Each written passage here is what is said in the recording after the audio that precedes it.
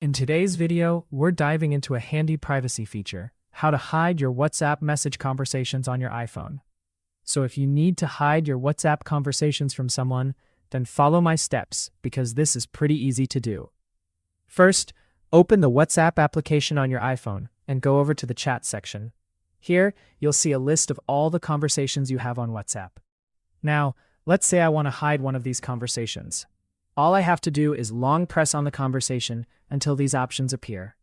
You might see an archive option here, but we don't want to use that because archive chats can still be accessed by anyone who knows where to look.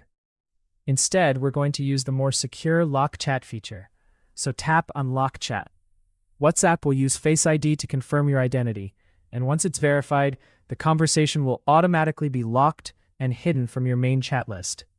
This means the conversation won't simply be sitting there for someone to find when they open WhatsApp. It's now protected behind your iPhone's authentication. But what if you want to access the hidden conversation later? That's also very easy. Go back to your main chat section and swipe down from the top of the screen. You'll see a locked chat section appear. Tap on Locked Chats, and your iPhone will ask you to authenticate using Face ID. Once Face ID recognizes you, WhatsApp will open the locked chat section, where you can see all of your hidden conversations. Now, if you want to make one of these conversations visible again, simply long press on the chat and look for the Unlock Chat option. Tap on it, confirm your identity if required, and the conversation will be unlocked and moved back to your regular chat list.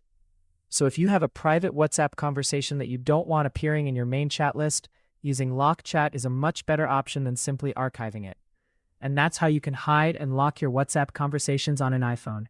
If this tutorial helped you out, make sure to subscribe to the channel for more iPhone and WhatsApp tutorials.